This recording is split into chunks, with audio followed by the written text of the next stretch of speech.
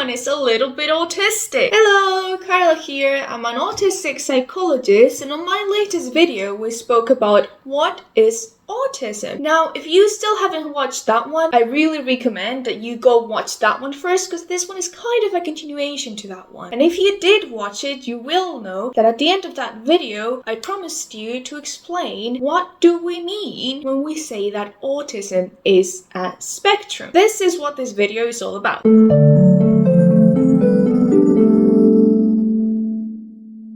We are going to talk about the misconceptions that are around autism being considered a spectrum. So we have that a lot of people think that you have to imagine like a line where it starts with 0 and then wait. I think this would be a lot easier if you could see it, right? Well, don't worry, I've got you covered. Now let me tell you, the screen is about to change. I have prepared some visual aids so that you can see things properly and it's easier for you. So we will be constantly changing from that view to this normal view, so be aware of that.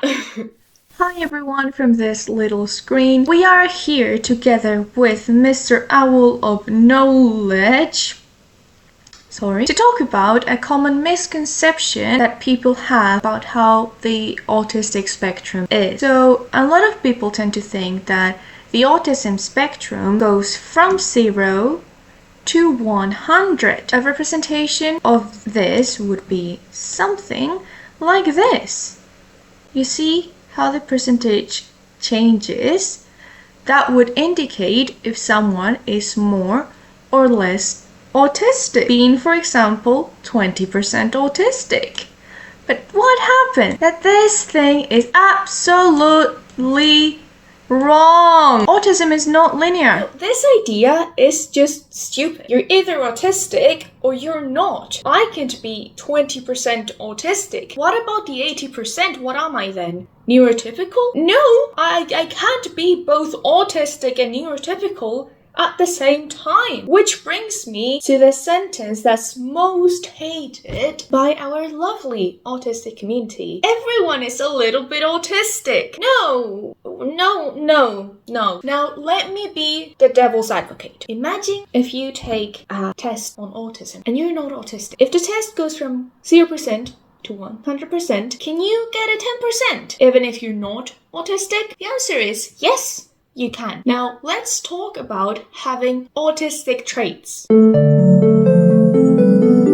Are autistic traits something that only autistic people can have? Does that mean that if you're not autistic, you will never exhibit any autistic trait? No! It is common and it is normal for the general population, in this case this means people who are not autistic, to have autistic traits. Just think about this example. Tell me one teenager that does not have any level of social difficulties in high school. See, autistic traits, even if they are characteristics of autism, it doesn't mean that if you have it, you're autistic. Plus, you may have these characteristics and these traits for a completely different reason. For example, you may be having social difficulties because you may be experiencing depression or anxiety. So, no, not everyone is a little bit autistic. Having autistic traits do not make you autistic. We need to remember that to be considered autistic, you still need to have all of the criteria that we listed in the past video. It's not enough if you just have a couple of symptoms. Now we know what the spectrum is not. So what actually is the spectrum? The National Institute of Mental Health says that autism is considered a spectrum because there is a wide variation in the type and severity of the symptoms that we experience. Do you guys know what an equalizer is? Well, it's basically a device that you use to adjust the audio frequencies so you can enhance sound quality. And why am I suddenly talking about equalizers now, you may ask? I think it's a really good way to visualize how the spectrum truly is. So the spectrum is more like this equalizer. So you have all of these different lines and you can just adjust things like this, and to be honest, I don't know what I'm doing, but that is fine, because what I want you to do is to imagine every single thing here is an autistic trait or an autistic symptom. Wait, let me make it easier for you. Ta-da! Better? The spectrum is not just one big line from 0 to 100. You have to imagine it more like this equalizer, where every single symptom has its own spectrum and can be present more or less. For example, a person could have a bit of social difficulties, a lot of special interests, not much great communication skills, a lot of repetitive behaviors. You get it, right? So it's more like every symptom has its own spectrum. Every symptom can go from 0 to 100 if you want. Something that I want to say about these symptoms is that even though more or less they're constant and they tend to stay the same, it can also vary from one day to another in the same person. Like, for example, some days I am fine with the light, I am fine with specific sounds and noises, and maybe the next day I absolutely hate it. I need to be in complete darkness, I need to have my blinds down, I need to wear noise cancelling earplugs. So yeah, they can vary from day to day with the same person. Another way of seeing how the autistic spectrum actually is like this. So here I have created some profiles of how the autism spectrum can be represented correctly. Here we have different traits and characteristics of autism, not all of them, just some random, okay? If we had to make it with all of them, this would be really big. So you can see that this person has a lot of social difficulties, not much hypersensitivity, special interest, echolalia, not much motor problem, a lot of mutism, and a lot of communication deficit. So this is an example of how the autism spectrum would look like in one person. I have created randomly other profiles, so I'm going to show that to you. So I'm going to be just passing slides, okay? Here I have another example.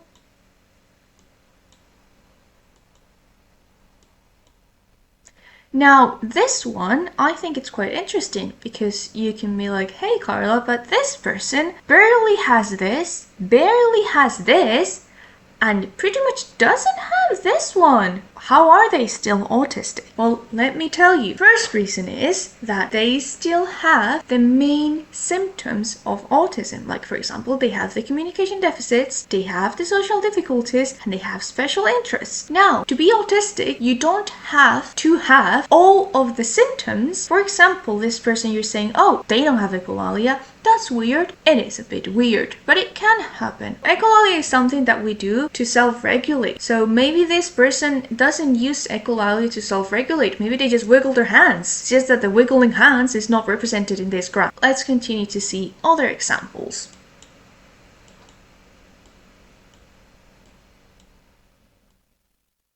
And now let's see an example of what it's not autism at all. Why is this not autism? The same reason why the other one was autism. Because here we don't have the main symptoms of autism present. We don't have the communication deficits, we don't have many social difficulties, and where are the special interests? Sure, this person seems to have a lot of hypersensitivity, but maybe this person has another disorder that has nothing to do with autism. So do you see how you can have autistic traits and not be autistic?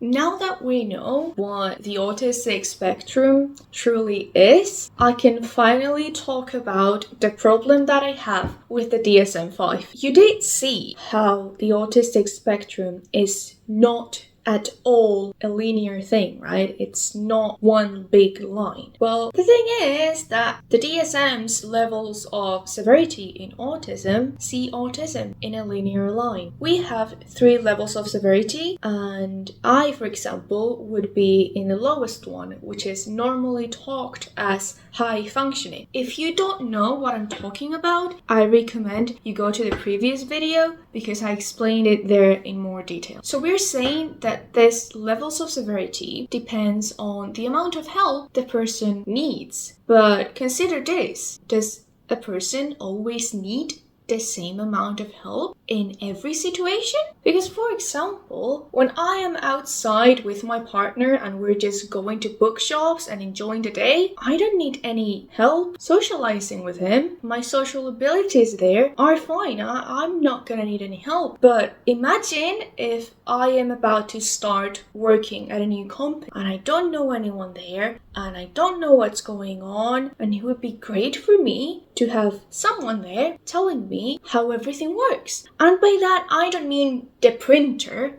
I mean at which specific tile do I have to be standing to say good morning to everyone, and how loud my voice should be, where exactly should I be looking? Because if the office is this big and I sit here and I enter in this door, then do you see what I mean? Here, I need help. And it's still a social interaction, and I present more difficulties here. Sure. If I don't have anyone helping me, I'll still be able to do it. And then I'll come back home and I will be completely burned out with no ability to continue with my day, having to force myself to eat something because I need to eat, and then cry for the rest of the day because I have used all of my energy trying to figure out every single thing that I don't know because I'm autistic, and I don't have any more energy left to do anything. And by to do anything, I don't mean to keep working, I mean to relax. So I'm just going to be spending the entire day down and feeling horrible because I cannot even read. And you guys know I like reading. Now, does that sound high functioning to you? Well, I don't think so. Again, I think this classification can be useful among professionals when we are creating programs to intervene in the population, when we need to talk quickly and tell someone, oh, this person is autistic level 1. They could have like an idea of how we are before seeing us, and it makes things quicker. But at the end of the day, we can't let this be the way that the spectrum is perceived, especially by professionals. We cannot let us be categorized only by these terms. I think that this is a very oversimplified way to categorize autism and to categorize the autistic experience and to categorize us, that we're people at the end of the day. And I really understand, because I'm a psychologist. If we categorize things, it's way easier for us. But we need to realize easier does not necessarily mean correct. And that is all for this video, everyone. If you have any questions or any requests, it doesn't have to be related to the topic of this video, or not even to autism. If you want to ask me anything about books, you can use the comment section, and there is a really high chance I'll make a video explaining if it's something long. And I will always reply to your comments because I love reading you and I love replying. So yeah, remember to ask anything if you want, and like the video and subscribe. And also, if you can share it with someone, that would be great and I would really appreciate it. And yeah, it will help contribute to spreading the knowledge on autism, which is really needed. So yeah, I hope you enjoyed it. I'll come back soon with more videos. Bye! Something I want to talk about, we are going to stalk